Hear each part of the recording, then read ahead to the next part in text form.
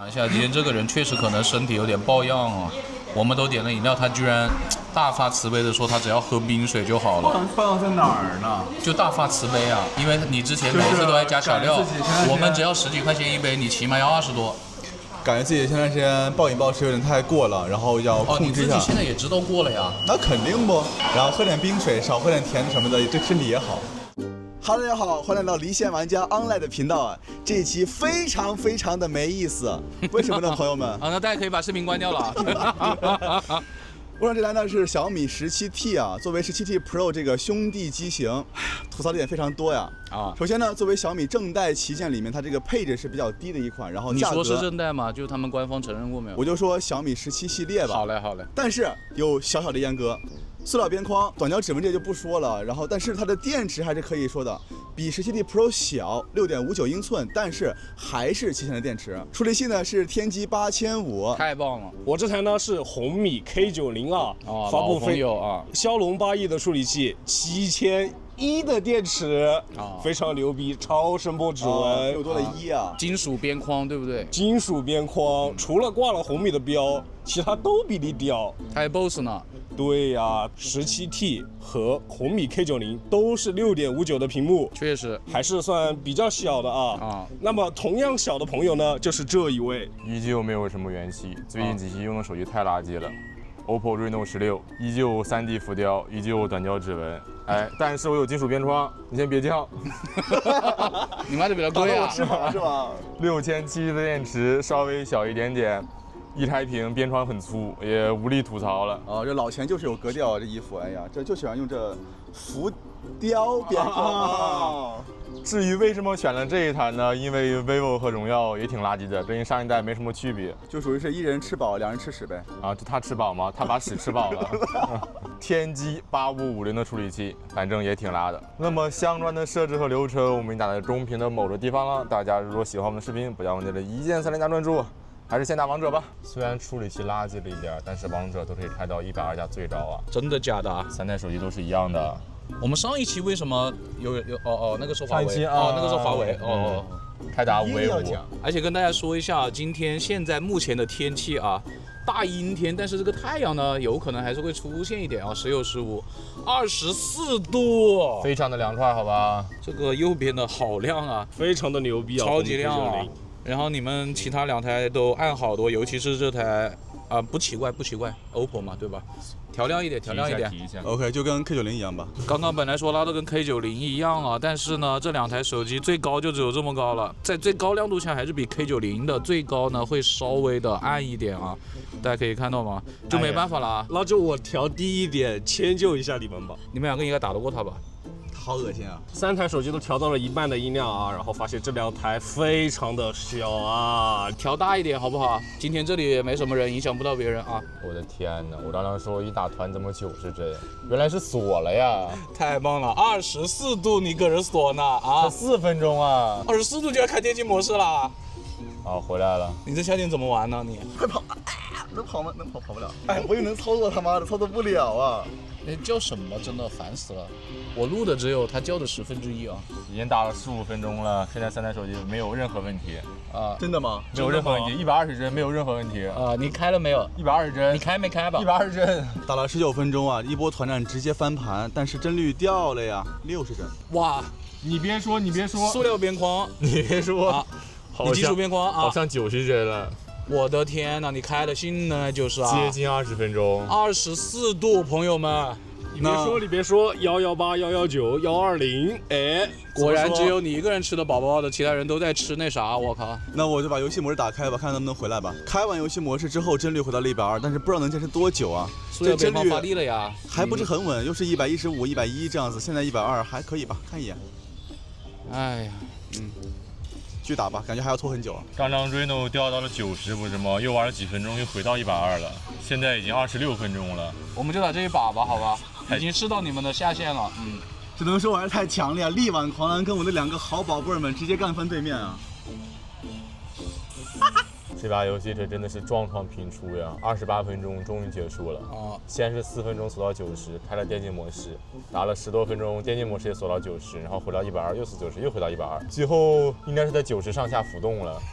但是我感覺它也不是很燙啊。你不是一開始嘲諷它金屬邊框？太保守了 ，Reno 就是這麼保守。我這個17的表現呢，就是不到20分鐘的時候呢，鎖了60幀啊，然後看完遊戲模式之後，一直到遊戲結束都是120了。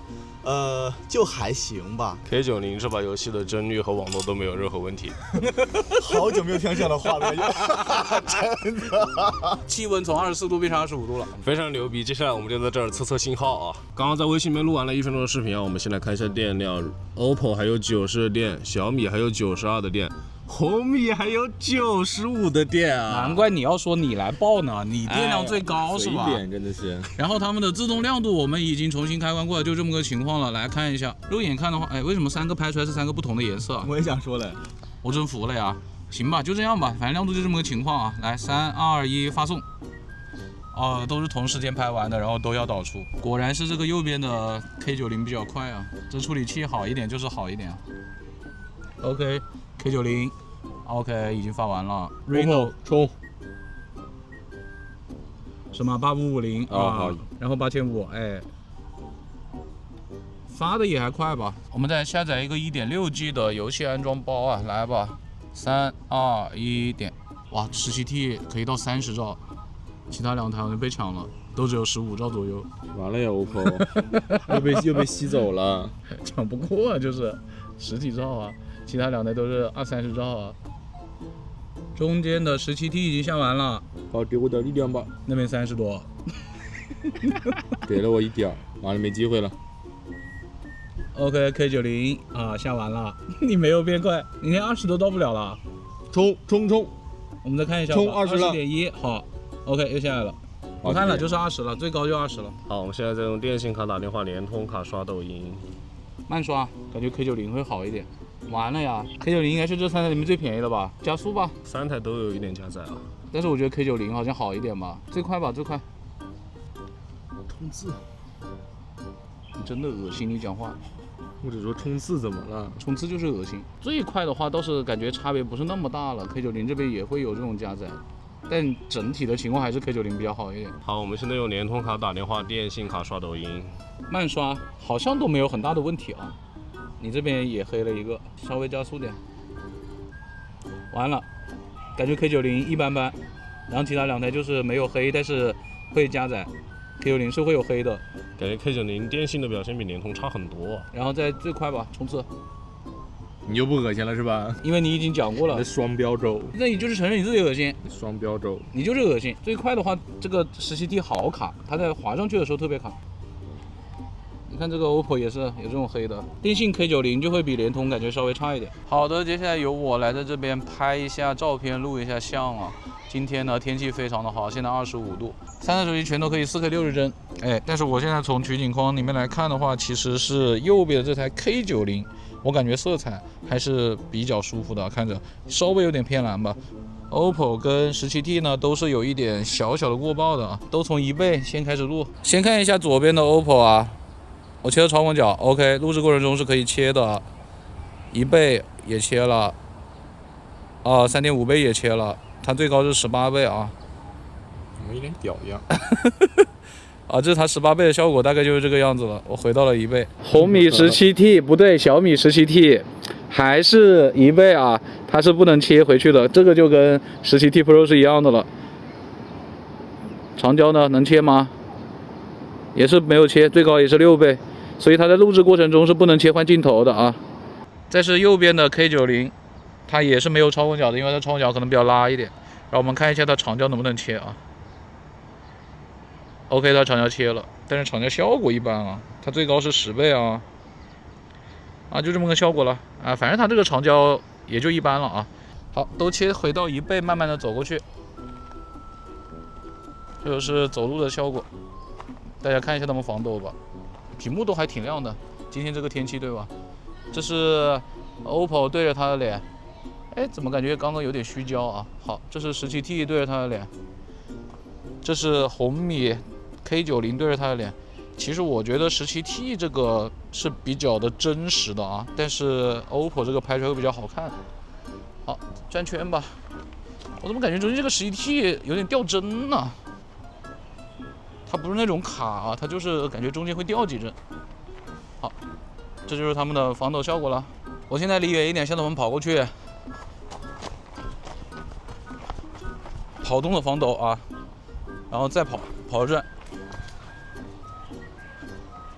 今天也沒太陽，反正就這麼個效果了吧。準備用3台手機的前置鏡頭來錄像啊，然後3台手機最高格都不太一樣。OPPO 呢是4K 60沒有問題啊，4K 60帧。小米17T 呢是4K 30帧最高了。紅米 K90 是1080p60了，那我们就用這個規格來錄了，沒辦法了，朋友們。OK， 我來做下3台手機的前置錄像啊，這個視野範圍就是 OPPO 最廣啊。對，然後這個效果呢，我只能說中間這個小米感覺有點輝煌的感覺，是那西北高原的老漢啊。然後右邊這個小米呢，嘿，紅米啊，顯得比較蒼白啊。然後左邊這個 OPPO 的話，顯得還比較舒服一點。對，比較帥一點。現在是個逆光啊，來，你先轉一下，來轉到順光。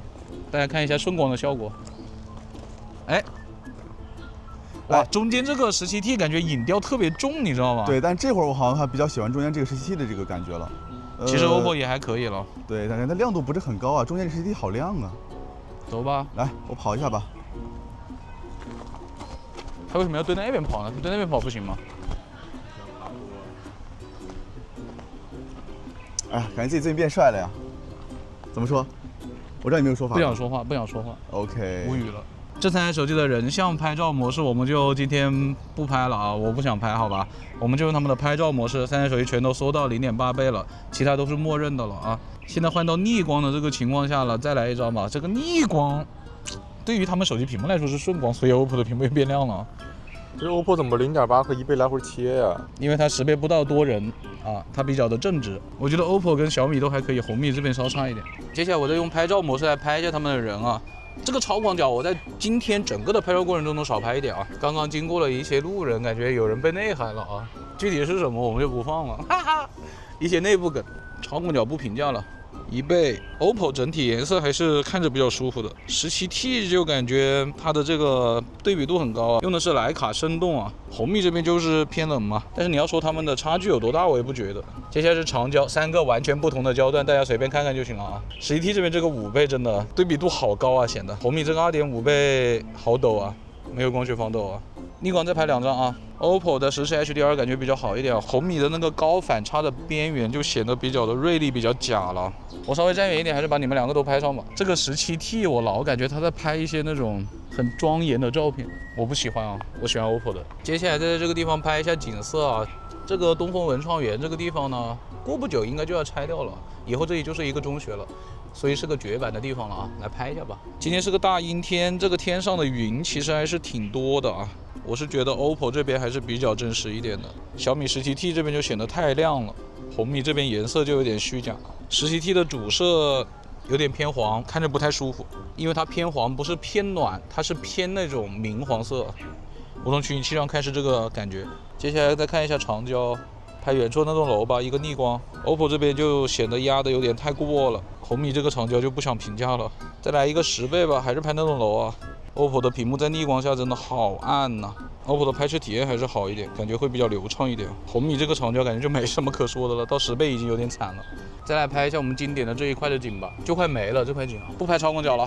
OPPO 整體還是處理的比較好一點了，長焦原生焦段也拍一下啊。經常有朋友說什麼我們叫什麼睜眼說瞎話，但實際上呢，我們說的是取景框的效果啊，因為我們在現場看只能看到取景框的效果，成片反正大家都看得到。如果我的描述呢跟成片有很大的差別，就是你們看到這個照片差別比較大，那就代表他們的體驗是比較差的啊。我再拍一張30倍，看一下小米跟 OPPO 哪個好一點。理論上應該是小米好一點吧，紅米最高就30倍了。17T 這邊已經提示我它的 AI 自動開了，但是 OPPO 那邊並沒有啊，那我們就不管，就按照他們自動的來。紅米的 AI 也是顯示自動開啟了，這一邊的牆和那一邊的牆過不久應該也會沒了啊。其實他們那個公告發的1個多月，快2個月了，我們才知道的。這個紅米真的太藍了吧，這個也沒這麼藍吧，真實應該是介於 OPPO 和 17T 之間的啊，这3个手机长焦真的差距太大了。我从取景器里面看10倍，确實是17T 要稍微好一點了。OPPO 確實清晰度就感覺沒那麼高了，但是它防抖感覺好一點。拍照確實紅米還是差一些啊，但它別的地方好像都還不錯啊。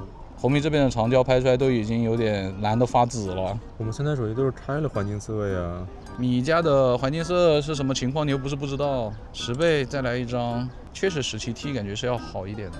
它畢竟是5倍長焦，它解析力好一點，但是它那個顏色我覺得還是 OPPO 好一點。它的整體曝光還是有點高了。我剛拍完照啊 ，OPPO 還剩81，小米還剩83，紅米還剩86。然後我還發現了一個點，就是中間這台17T，它的那個馬達的震感啊，我試了一下這個撥號界面，它的這個馬達就算是 X 軸也是比較差的 X 軸，比其他2台要稍微差一點。我們開始打微信視頻通話了，準備去吃飯。然後這個 OPPO 還是比較清楚的，而且它比較廣一點。紅米跟小米都很糊啊，而且這個小米呢，就感覺臉上這個顏色就是感覺像什麼白癜風一樣，就是一塊黑的一塊白的，看着好不舒服。K90這邊就是比較慘白一點了，然後他們的視野範圍都是沒有這個 OPPO 廣的，但是都好綠，像那個綠鵝腿一樣。就尤其中間這個好吧，好難看。後置的情況跟前置差不太多吧 ，OPPO 比較廣。K90其實也還可以啊，就是這個小米17T 會稍微近一點了，而且這個顏色上還是感覺 OPPO 的會比較自然一點，其他2台就不是很舒服看着，而且也比較糊啊。這個 K90感覺是最糊的。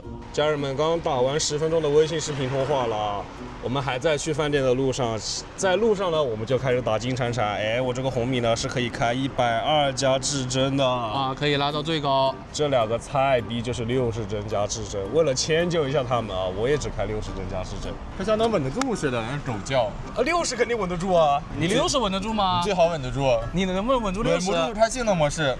打之前再看一下電量啊。我的 OPPO 現在是78，小米81，紅米83。怎麼了？之前熱吃不下，現在降溫也吃不下唄。昨天去長德，然後呢，就是吃了2頓飯，一頓飯是12點吃的，一頓飯是晚上12點吃的。一籠蒸餃，一籠燒麥，一碗甜酒冲蛋，少食多餐這一塊。我不管，今天只有這幾個菜。今天把你右手綁住，你只能用左手吃。你用下面的入口吃飯，用上面的出口，是吧？我不用啊，你表演一下，我用不了。菜上齊了，朋友們，夠不夠啊？這我覺得我都吃不完吧，感覺。你一個人吃這幾個吃不完是吧？那沒有，咱幾個人吃差不多吧。他指的差不多，應該就是把盤子掃空，差不多。就他一個人差不多可以吃完，應該是這個意思，我也覺得。對。無線這一塊呢？打了20多分鐘，只有我的 Reno 還存活着。哎，我看一下，只有45幀了，這是均衡模式。恢復了嗎？OK， 恢復到60了。你不是說60怎麼都不會卡嗎？沒卡呀，60。你說別人穩不住啊？60啊。你看這2台什麼都沒開的，就是60啊。還是穩不住呀，家人們。到這兒了。怎麼說呢？你這個。45幀。哎，他也是8500，怎麼就沒事呢？他8500，這個81就算了呀。對啊，你不是還厲害點嗎？說不定是還差一點呢。你吃只吃的多唄。哎，就40來幀了。那你等下飯少吃一點啊。遊戲馬上結束了。好，結束了 ，OK。這把遊戲打了34分鐘，我的 OPPO 還有69的電，這幀數大家已經知道了，我就不重新鞭屍了，好吧？多少的電？69。哦，硬要說啊。小米還有71的電，紅米還有75的電啊。小米和紅米在遊戲過程中幀數一直都是穩定60的。接下來呢，我們就給大師拍拍美食，你不准吃。就這一桌菜了，你等下少吃一點啊。1杯還是拍全部的菜，2杯拍單個的菜。小米就用徠卡生動，我還是覺得 OPPO 拍出來會比較好看一點。哎呀，紅米這個顏色我真不喜歡，好假呀。OPPO 這個處理的就自然多了呀，而且感覺 Reno 16的這個2倍比 Reno 16 Pro 感覺好像好一點。昨天拍之前，它有一個 1.3G 的更新包，說優化了一些拍照相關的，好像。哦，這樣啊，你早說嘛。17T 會比 K90稍好一點吧，但我還是覺得不太好看啊。總之呢，從取景框上看，我覺得 OPPO 的是比較好看的。長焦微距有必要試嗎？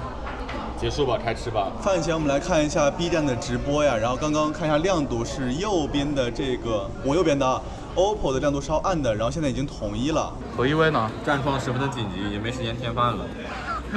你就不要飯啊？等會兒再說吧。我都讓他趕緊給我裝飯了，來拖延時間，你們快吃啊，你們快吃。拖延一会儿是一会兒。OK， 都讓他接。哎，每次要把飯放在他面前，我们就可以多吃幾口。快點，把這個甲魚趕緊吃了。還是加了一個菜啊，朋友們。你怎麼不吃了呢？給你加的。什麼給我加的？不是這個菜量比較小，然後咱們加了個菜嗎？不是啊，就是給你加的呀。這麼愛我呢？我們夠了呀，這些菜你看。大家看到他牙線已經在嘴裡，就知道發生什麼事了啊。已經飲食完畢了，然後我們4個豬逼想歇息一下。不，就是你一個。我們4個豬逼，然後呢，在這裡放20分鐘的 B 站4K 肉針視頻啊，然後放完之後我們再出去。休息好了，20分鐘 B 站46幀視頻也看完了，現在看一下3台手機電量，我的 OPPO 是60。你為什麼說的好像你很多一樣呢？60怎麼了？60挺多的。小米63，紅米68。哦，接下來呢，我們3台手機用百度地圖步行軌跡解鎖一下一個全新的場景。他們現在準備從這個地方進去，再從這裡出來，我就不進去了啊！你照顧好他們，好吧？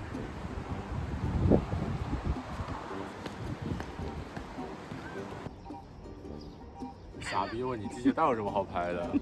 今天我們走的比較久啊，接近了20分鐘。先看一下，3台手機的起點只有右邊的 K90是比較準的，我們是在馬路邊上的。其他2台都到馬路中間去了哦。可是再往後我們走了一個回頭路 ，OK， 紅米也是不錯的啊。小米就有點交錯的，其實是不對的啊。你就更離譜了，你甚至交錯的還有個弧形出來了，好吧？接下來就是一條直路過去啊。其實紅米這邊是稍微有點不對的，因為我們肯定是不會走到馬路上的啊。這個小米呢就稍好一點，它有一段是在馬路上的。OPPO 也是啊，接下來進了一個小區了，可以看到是 OPPO 這邊還是個 OK 的，它主要是進出口那個地方是交錯了的，其實交錯的是對的啊。然後呢，這一個樓的話是有一小節在那個樓上面的。小米的話就是進出口這個地方不太對，但是後面這一節還可以，它幾乎是圍繞這個樓轉的。紅米這邊就不太行了，就也是有一節在這個樓上面，並且這一塊是交錯了的，應該是要完全交錯才是對的啊。接下來又是一條大直路了，紅米呢依舊是偏路上，小米差不多是我們這個位置剛剛好啊。OPPO 就顯得稍微靠裡了一點點了，小米還是 OK 的。再接下來我們在立交橋底下掉了個頭啊，這個位置的話3台手機差不太多吧。然後再往下這一節也是都還在路上的，都還挺不錯的，這個地方比較開闊。接下來這一節路呢，我們又拐到另一個老小區裡面去了啊。紅米 K90還是不錯的，它底下這一節也都在路上啊。小米的話稍微有一點點偏，但還是不錯的。OPPO 這邊呢就已經有點到樓上去了。接下來這一段我們又拐了幾個彎啊，然後從拐彎的這個弧線來看的話，紅米和小米都是不錯的，然後 OPPO 就有點偏出去了。再往後的話也還比較在路上，還行，都是比較在路上的，都還不錯。然後呢，我們從小區裡面上了一個樓梯啊，確實是往回走了一點。只有這個中間的小米這裡是完全重合了，是不太對的啊，其他2個都還行，只是個形狀感覺很奇怪啊。最好的其實是紅米，因為我們是沒有交錯的，但是你這裡是有個交錯的。最後就到終點了，終點的位置2台米系都還 OK 啊，包括它前面這段路都還行，就 OPPO 稍微偏了一點了啊。整體來看的話是紅米好一點，覺得我的 OPPO 會稍差一點啊。現在我的 OPPO 還有56的電，小米59，紅米63，這續航真是太棒了呀，家人們！今天我們已經用了3小時24分鐘的手機了，然後因為3台手機都是沒有加桌面的，所以我們最後的話會加個10來分鐘的桌面使用時間。接下來我們就從這個起點開始步行導航去思康的食堂了。OK， 開心嗎？開心，走吧。我們看了一下3台手機的起點位置啊，都是正確的，因為我們還沒有進入到這個主路上面。你們現在刷美團吧，這一節沒什麼好說的呀。我們主要看一下他們刷美團有沒有加載以及他們的亮度啊。首先 OPPO 這邊亮度就比較低了，好吧？而且還偶有白色，偶爾嘛，可以接受了。好，然後呢，其他2台米系都沒問題啊，很流暢，就是到底會有加載，正常的。你這個亮度真不行啊。我沒轍呀。你沒覺得啊？我沒轍呀。上趟那一路3台手機導航都沒啥問題啊，期間我們也刷了10分鐘的美團，現在導航還是讓我往後走呀。又不聽話了，順從我的意願，走，往西走。惡心這個人。往前走了30米啊，這個 OPPO 跟紅米的實時位置和路線都規劃了，然後但是我這個小米呢，就是怎麼說，剛剛走起來之後是在實時位置上，然後停下來之後呢，又回到了規劃路線，也就是那邊那條路上面了，就不對啊，不对的，完全不是我們現在在這條路。對，這是我覺得最差的一個。別說了，滾吧，別說了。你他媽，你滾啊，你滾啊！好啦，終於是規劃了，我的媽呀！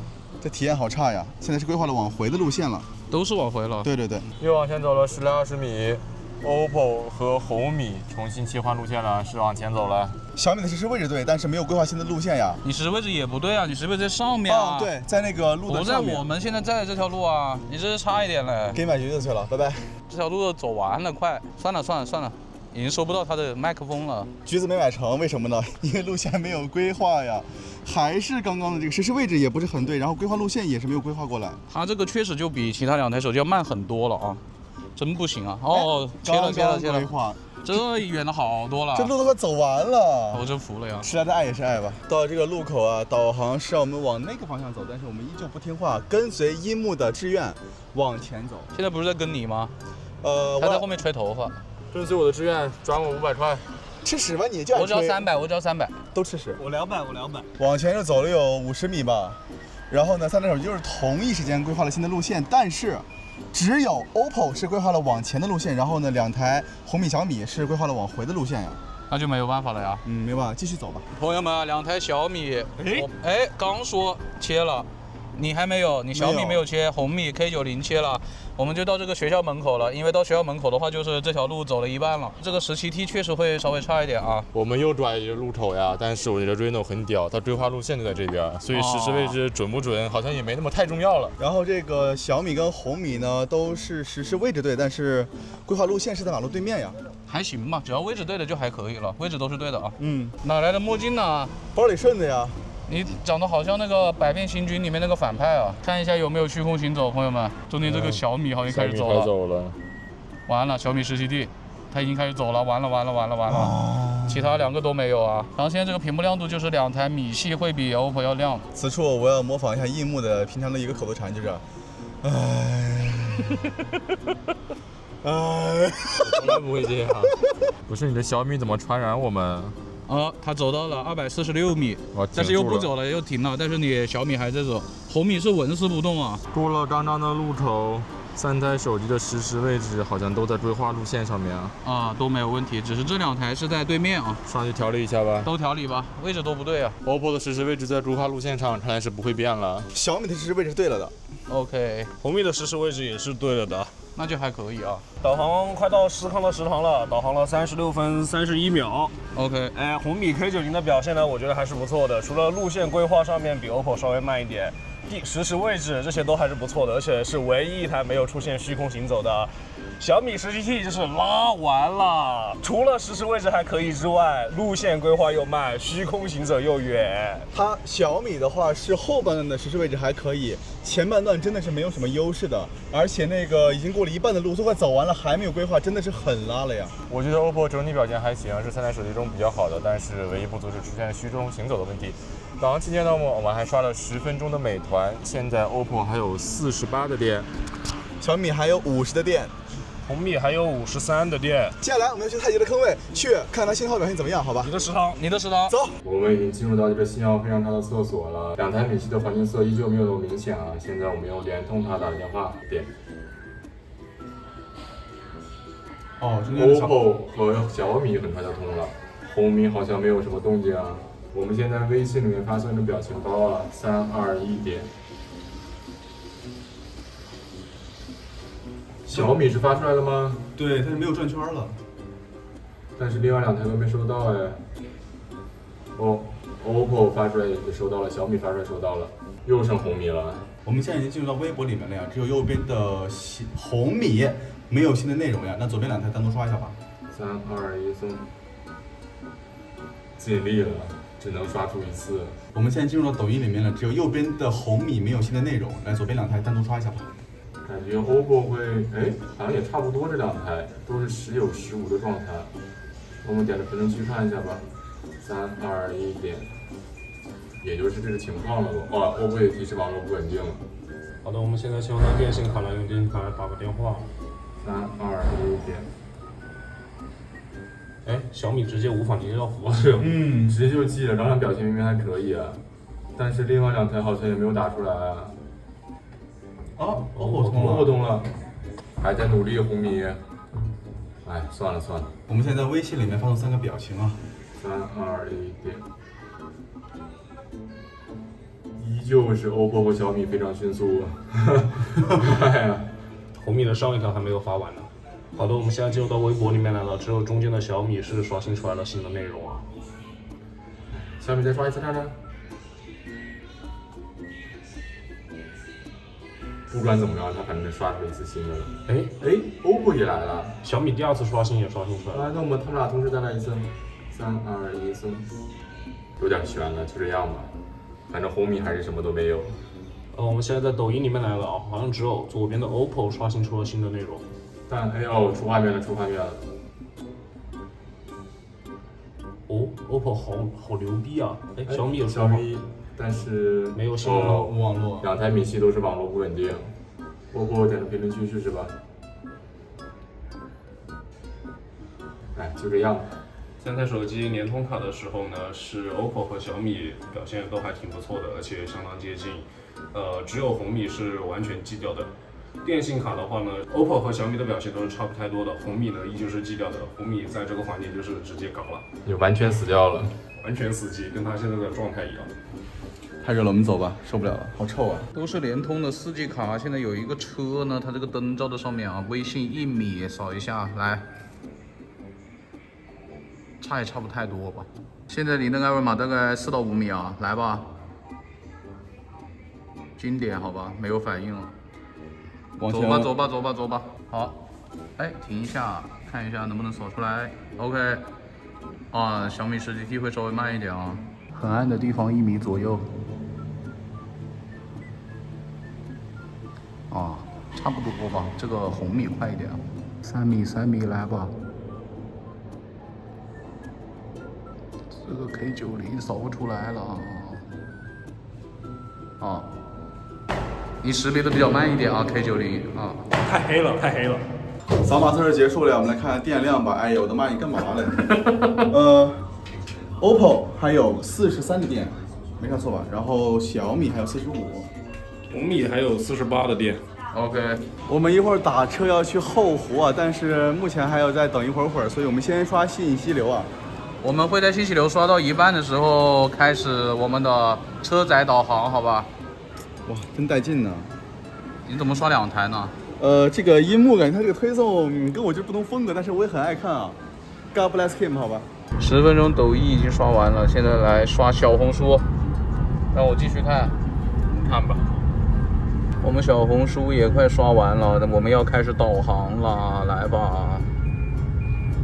已經刷了20分鐘了，還有10分鐘淘寶，等一下再刷吧。可能是因為我們停在這裡啊，就是右邊的2台紅米是暫時沒有那個車道級導航的，等下應該會有。而且我們現在在這等這個左轉的紅燈啊，這個中間的17T 這個開頭就不對，它是到馬路對面，然後要右轉，是不對的啊。其他2台都還行。好，我們現在已經開始行駛了 ，OK， 都有車道級了，左轉正在轉，還不動17T，就中間它有點問題啊，其他2台都沒問題啊，它一開始就錯了。什麼意思？在這裝死？哎，過來了沒？哦，直接過來的，馬上就一個右轉來了。OK， 這個右轉倒是沒什麼很大問題了。這一段直行呢，只有紅米啊，它的那個車道是保持的對的比較久的，其次是 OPPO， 然後中間這個17T 很長一段時間它車道都是不對的。現在右轉就要進入到隧道了，我們選擇的是左邊這條車道。導航顯示也是左邊。OK， 已經進入到隧道了。啊，都是對的，沒問題。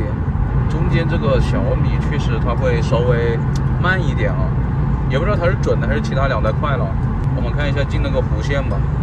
好的，我們現在在弧線上行駛了。那小米17T 確實是慢了一點了，慢了有100多米了。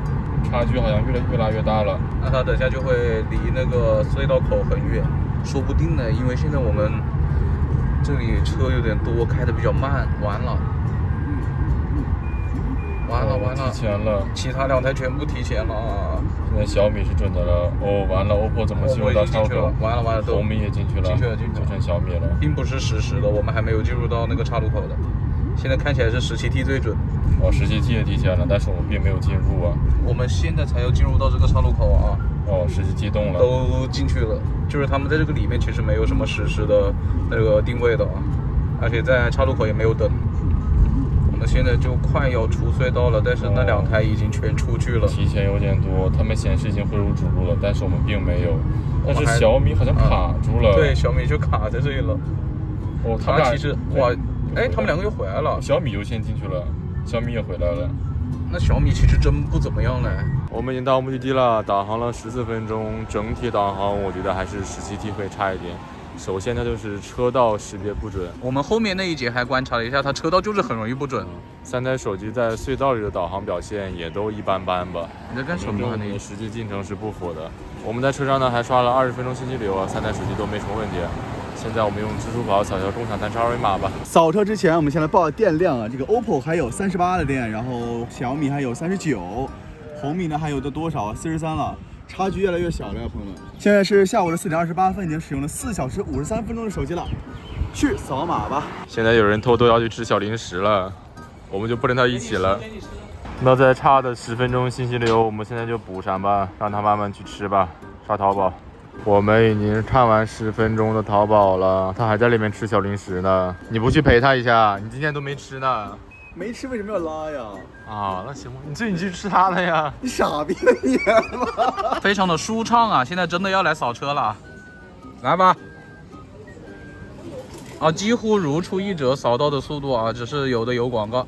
掃一下店門口的啊，來吧，走開。啊，也幾乎沒什麼區別啊。我們現在已經到奶茶店裡面了，3台手機全都是5G A 的網絡啊，網絡都非常的好。來吧，拍了1分鐘微信視頻，3、2、1點。哦 ，OPPO 這一次沒有導出，發得非常的快，秒了兄弟，2台米都有導出，已經快導完了。這個 K90，這個處理器性能誰說沒用的？這不就有用嗎？對吧？哇，發的也很快，它發的比 OPPO 還快，它就是有個導出。那麼誰不行呢？啊，不說話了。啊，發的也很快啊！繼續再下載一個353兆的遊戲安裝包，來吧，點。我們來看一下速度哦，下載失敗，2個全都不行，這2個全都不行，只有這個右邊的這個叫什麼 K90啊，它現在也很慢，它是5G A 的網絡，只有1點幾兆，5G 陷阱又失敗了，這個 OPPO 完了呀，然後中間這個17T 就是連接中，完了，5G 陷阱，朋友們，哎 ，K90這邊速度上來了，20幾兆，30兆了。22.8 ，OK， 下載失敗，點一下啊。OPPO 又失敗了，我要重新下載了。OK， 這邊紅米 K90已經快要下完了，哦，但它速度又變低了，哎，再點一下。OPPO 有了 ，OPPO 有了 ，OPPO 有了。OPPO 有了，非常快。我重新下載，30幾兆。秒了兄弟。等一下。哇，差一點，等一下。哇 ，OPPO 第一個下完了，但它重啟了很多次啊 ，K90 最後就只有1兆左右了。這個中間的17T 一直在連接中，朋友們。重新下載。K90 就最後卡住了啊，已經下完了。你點哪兒呢？哎，它也挺快的，啊，重新下載之後感覺也有個20-30兆吧。對啊，怎麼也下來了？被搶完了，又沒了這個速度。這個5G 陷阱是這樣的，朋友們。廣告倒是挺積極的。就這樣吧，這個網絡非常不穩定啊。剛剛進王者，然後說讓我們都統一成均衡模式啊，結果這人自己看了眼自己的手機，哦，只有我不是均衡模式，很意外嗎？快進來，要提醒別人，只有你不是均衡模式。給大家看一下這個亮度，這個亮度還是你的最暗啊，你調一下吧，你不要天天壓力別人，你做好自己，你管好自己，好不好？好，可差不多了，OK， 開始吧，王者10比10啊，你很想說是吧？要提醒別人。跟大家講一下，今天這個人確實可能身體有點抱恙哦。我們都點了飲料，他居然大發慈悲的說他只要喝冰水就好了。抱恙在哪兒呢？就大發慈悲啊！沒有大發慈悲啊！因為你之前每次都愛加小料，我們只要10幾塊錢一杯，你起碼要20多。感覺自己前段時間暴飲暴食有點太過了，然後要控制一下。你自己現在也知道過了呀？那肯定不。我以為你一點低數都沒有呢。還好吧，就是完全出於自願啊，個人喜好。然後喝點冰水，少喝點甜什麼的，對身體也好。啊，喝冰水對身體好。啊，就你果然這種韓國人就是只能喝冰的嗎？好了，開打吧。不負眾望，家人們，不到4分鐘鎖90了。你調回均衡模式幹嘛呢？哈？没什么用啊。 4分鐘怎麼了？也很長了。電競模式之後120了。那看你能撐多久吧。3台手機沒有任何問題啊，都是120幀。屁沒有問題，就你有問題。我開的性能模式也是120幀。加高負載不要說了，第2把開始，這把只打了11分鐘，你們要麼就打半個小時，要麼打11分鐘，我真服了。你在幹什麼呢，啄木鳥？你這個麥克風放的是何意味呢 OPPO 開啟了一個超級 HDR 和高分辨率啊，觸動響應拉滿了。那你要切換到普通模式嗎？不必了吧。那我的這個小米呢，是開一個超級分辨率，畫面風格這邊選一個遊戲 HDR， 然後呢，觸控增強這邊呢我就都拉高了，好吧？這些好，能拉高的就拉高吧。對，紅米這個好像沒什麼能調的啊。這個畫面風格也沒有什麼 HDR， 哦，然後別的地方也是沒有別的配置，就只有這3個，然後一個觸控增強就全部拉高，好吧？那就全拉高吧。最後這個就不拉了啊，最後這個是防護處。 OK。打開這個明豔畫面之後啊，這2個人在吐槽說我這個畫面好難看啊，確實有點難看，就感覺就是不自然，特別的感覺髒髒的，不舒服。這個就比較亮還行，你的就比較暗一點。你可能亮度還要再開高一點，你還能開高嗎？暗嗎？暗嗎？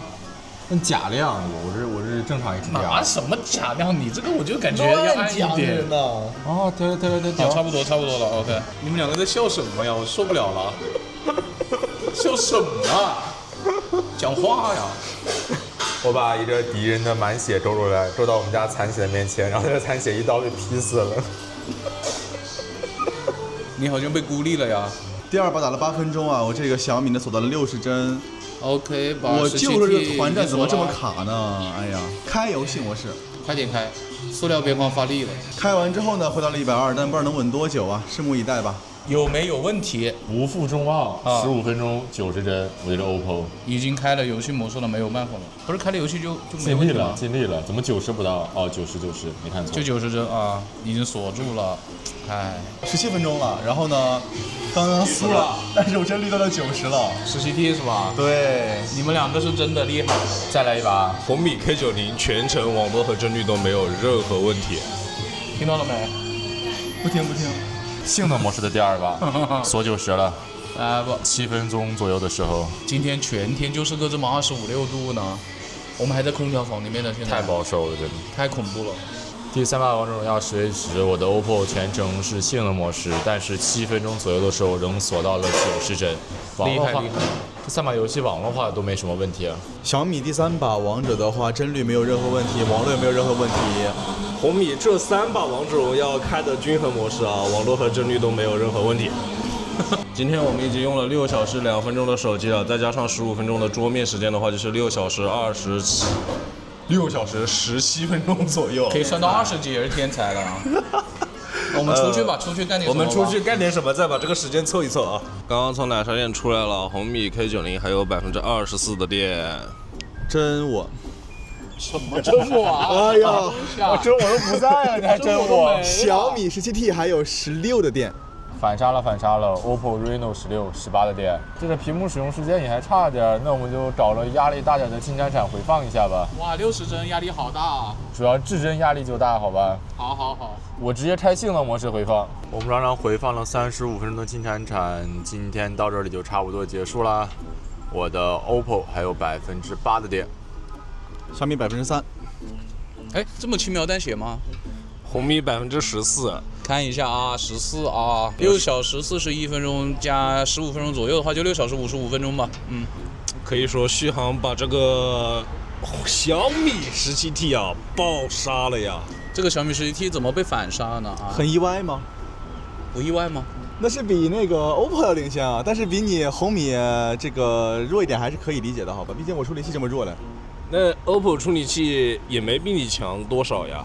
那就是沒調好，它電池還比你小啊，沒調好啊。你這個手機不就是 Turbo 5的影像加強版嗎？哪裡要調呢？接下來呢，我們就把這3個機器的表現稍微總結一下吧。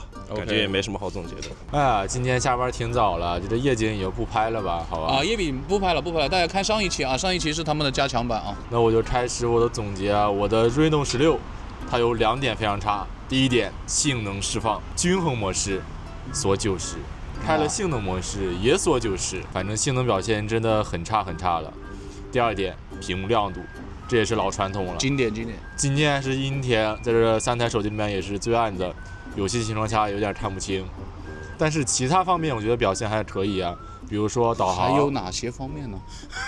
导航、高德地图、步行导航这3台里面算好的，步行轨迹记录一般，在测试里的信号表现也还行，主要就是这个性能和亮度拉胯太多了。还有售價吧。售價沒辦法，一直都是這樣。然後跟大家講一下，就是之前有很多人說想看我們主觀評分啊，其實我們有商量過這個事情，我們是決定呢70分以上我們再來評分，好吧？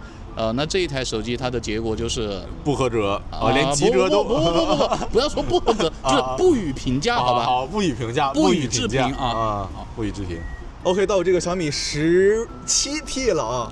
確定不是 Turbo 5T 嗎？Turbo 5T 也好 ，Turbo 5 Pro 也好 ，Turbo 5S 好吧？啊，它今天比較差的2點，一個就是它這個導航方面啊，再一個就是下載方面，可能廁所裡面信號比這個 OPPO 還是好一點，但是它早上的微信以及包括的軟件下載和下午的都讓我不是很滿意，而且3000多的價格非常的不划算。這個邊框上一次小米這個正代旗艦用塑料邊框是什麼時候啊？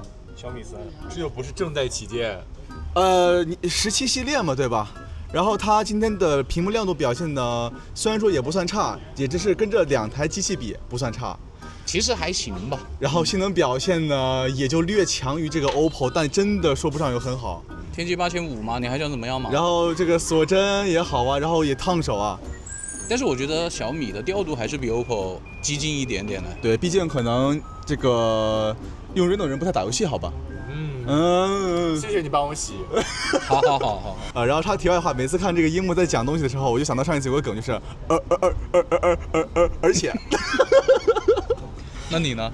我就是yes，別的東西沒有多說了。他今天這個導航的話，就是實時位置也很一般，然後這個路線的規劃也非常差勁啊。可以說所有的導航都是他最差了。包括我記得在車上的時候，你們說什麼小米的這個車道啊，就是非常的不準確，確實不準。OK， 就這些了吧，也沒什麼好說的，這機器了，我不推薦，好吧？等一下，評分呢？不予評分，不予評分，非常的不予評分。最後呢，就是這個紅米 K90了啊！作為去年年底，什麼意思啊？一口老痰怎麼來了？吃翔是吧？吃什麼了？嘴裡含着啥呢？什麼都沒含啊，就是。以後也叫你韓寶好吧？作為去年年底發布的紅米 K 系列啊，我只能說性價比有點拔群。今天這兩台機器質感也比不上它，性能也比不上它，續航也比不上它，還賣得比它貴。哎，我覺得 Reno 16的質感好像比你還是好一點啊，但是它配置確實沒你高啊。我不管，我不喜歡它那個，我就說它好。好。它今天表現不好的地方呢，就是我覺得就只有一個廁所裡面的信號，在廁所裡面基本上也是啥也幹不了的，電話打不通，信息流也刷不出來，微信也發不出去，就直接就是一個失聯。除此之外，其他地方我覺得表現的都還挺不錯的，是還可以了。尤其是在這兩位高手的襯托之下，贏了我們很驕傲啊！我不管，我就是驕傲。我只能說往年呢，大家都想搶着用新機器，但今年呢，大家都想用去年的機器。它的性能釋放，我覺得在這3台裡面已經算非常好的了，畢竟處理器領先了一大截啊。是不是比他們還便宜一大截啊？那確實，就建議大家以後就是要買好手機啊，一定要節點錢買點好的。然後它今天的導航表現在這3台裡面也算不錯的，不管是車載的還是步行的，還是步行軌跡記錄，我覺得表現都算還可以了吧？是的，除了車載，只能說現在可能買個新機12+56的在2300左右吧。啊，對，在現在的市場裡面算一個還不錯的選擇，至少該有的都有，好吧？確實，你就別鞭屍了，好吧？我感覺這幾期視頻拍得我好難受，我就沒有那種是，哎，這機器我感覺還很好啊，感覺很舒服啊，沒有，每一期的話題基本都差不多是，唉。而且今天呢，你們2台是真的，我覺得有點誇張的，就是因為今天天氣挺涼快的。然後我們不管是不予置評也好，就一句話就是，哎呀。最後給紅米 K90 打個分啊，我覺得它打70分以上是沒有問題的。對，我覺得這個手機可以達到70到75分。我們剛剛已經商量過這個事情了，大家同意吧？是的，同意。拍照簡單講講吧。首先這2台他們上一次的大哥我們已經測過了，就那麼個表現啊，他們也並沒有比他們大哥強啊。這3台裡面呢，我個人要選，就是硬要挑一個，我會選 Reno。為什麼我不會選17T 呢？是因為它的那個長焦拍出來顏色我特別不喜歡，但是它畢竟是個5倍的長焦，所以呢解析力還是有保障的啊，是會比這個 Reno 好一點的。Reno 強的點呢，就是它拍攝規格以及它的色彩那些還是比較自然的，不會有一些很奇怪的顏色。你們在幹嘛呢？你在那裡摸它哪裡呢？你在好玩，我动手动脚的。然後17T 就跟17T Pro 一樣，就是一個很一般的 Pro 水平。我個人不是特別喜歡，但是對於很多人來說呢，其實也夠用了啊。K90就是長焦稍微差一點了，然後它的拍攝規格也會比較低一點，無論是前置還是後置那個什麼超廣角啊，它其實都會低一點的。然後他們的微信視頻通話呢，也是這個 Reno 比較好一點啊，不僅顏色自然、清晰度高，視野範圍也是最廣的。這兩台的微信視頻通話都糊得不行，無論是前後置都不行啊，而且顏色也感覺奇奇怪怪的。但是你硬要說吧，這個 Reno 呢是这3台手機裡面賣的最貴的。我只能說今年這個手機市場真的是，有點無語了，好吧。本來還想拍夜景的，但是根據他們白天的表現呢，我現在不想拍了，就大家看一下上一期就行了啊。K90也沒什麼好期待的，就這樣吧，好吧。你們兩個在幹什麼？你在幹什麼？又是沒有元气的一天，終於要結束了，好無聊啊這一天。那麼更多精彩內容，請繼續關注離線玩家 online，我們每天都見。不想跟你忘記了，1鍵3連，1鍵3連，1鍵3連，1鍵3連，就3連就好了，不跟你見。拜拜。拜拜。